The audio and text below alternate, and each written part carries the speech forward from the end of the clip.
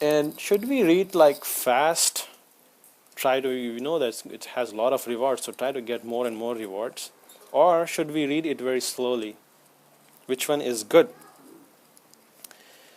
Now the thing is, we have to ask, what do you mean by fast? How fast are you talking about? Like the Super Express Taraweeh prayers we see in many masajids. Do you mean that fast, trying to complete Quran in like 2 days, 3 days? So general rule is that, if you go very fast, it's obviously you're going to stumble upon the words, and you might even change the meaning of the word if you're like reading very fast, and that's problem. That's a problem. And yeah, it's true that you want a lot of rewards, but if you make a lot of mistakes, if you like completely mix two words together into one word, you're like, that might be a sin sometimes if you are doing it carelessly. So that's something that you have to be aware of. And definitely people make so many mistakes really in recitation if they go very fast. It's just that people don't consider it as a serious thing, especially in Ramadan, in Taraweeh prayers. And it also, scholars say that if you do it very fast, it's a kind of belittling the Quran. You think that it's not that important. You have to give respect to the Quran. And one way you give it is that you give haqq to each and every letter. Haqq, the right to each and every letter.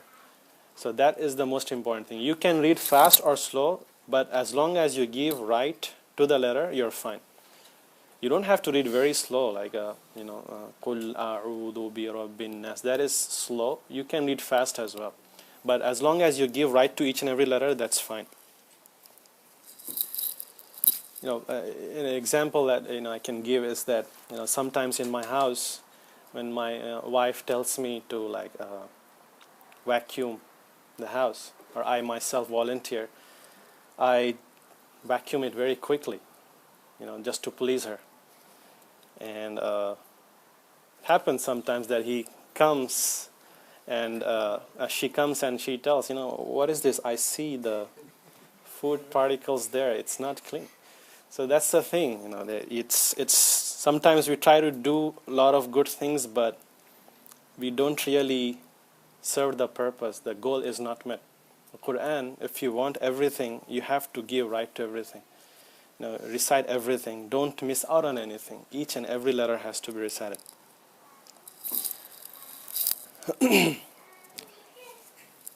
And we have this from Sahaba as well, the famous Sahabi Ibn Abbas.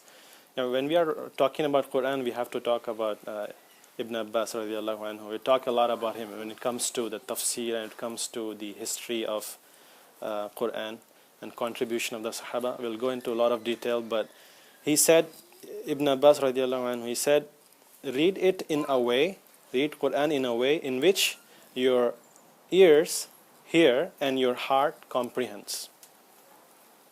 So you should give enough time so that your heart can take that recitation. Just don't focus on rewards of like, I'm going to read very fast, each letter 10 rewards. No. Comprehend on it, and you can multiply the rewards that way much faster actually. So recite slowly and ponder over its meaning. That's the best way. Should we recite in private or should we recite in public? Should we like close the door in our house and recite it so that nobody listens? Which one is better? Thing here is that Prophet Muhammad ﷺ actually said this in Abu Dawud. He said, a person who recites the Quran secretly, he's like the one who gives charity in secret. So the rewards, right? Sometimes we give charity in public and sometimes secretly. Same thing with recitation. You get rewarded, especially if you recite in private. Because the thing here is that you're doing that act purely for the sake of Allah. So that sincerity comes in, and we can say that this person is not showing off. So sometimes we should recite in private, but sometimes it's okay to recite in public as well. And sometimes we should recite in public. Maybe when people see you reciting a lot in public, they'll say, hey, this brother recites, why don't I recite? I should recite too. So that can encourage others. So don't completely give away reciting in public. but do both. Women's recitation. How should women recite? I mean, we said we can recite loudly or silently. Can women recite loudly? Like if a sister is in the masjid, can she recite loudly? The scholars say that it is not permissible for women to recite Quran in the presence of non-mahram men, in the presence of strangers or the person she can marry. She should not recite loudly, because the thing is, we will get into this. The Quran, when we recite, when we talk about tartil and beautifying the voice and so on, that's a whole slide. So when we recite Quran, we have to beautify it. It's not like singing, but we get into that. But that can cause temptation for others. So just like a woman wears hijab and covers herself, her voice is also similar. She has to make sure that she is not reciting out loud.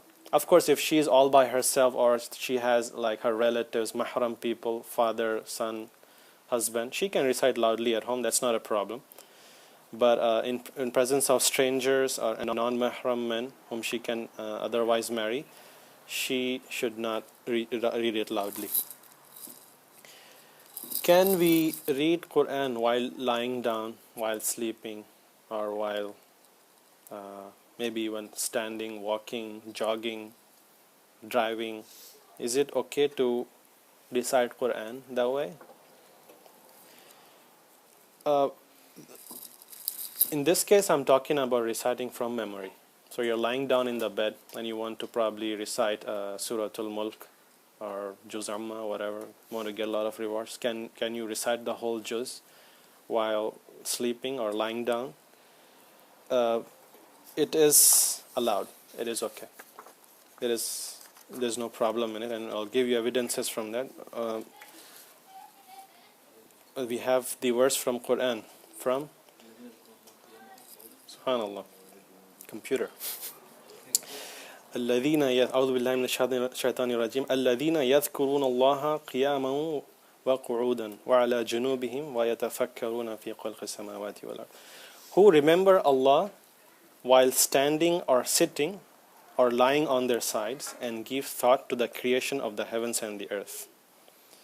And that the dua. So the thing here is that it is okay to recite while lying down, no problem. In fact, Prophet Muhammad sallallahu alaihi wasallam, he was reclining in Sittina Aisha's lap, and he was reciting the Quran, and it is said that even though she was in her menses, she was menstruating, and Prophet Muhammad sallallahu alaihi wasallam still recited it.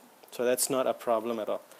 And sometimes he was also riding a camel, and it is reported in Sahih Bukhari that he recited Surat Al-Fath while riding on the camel.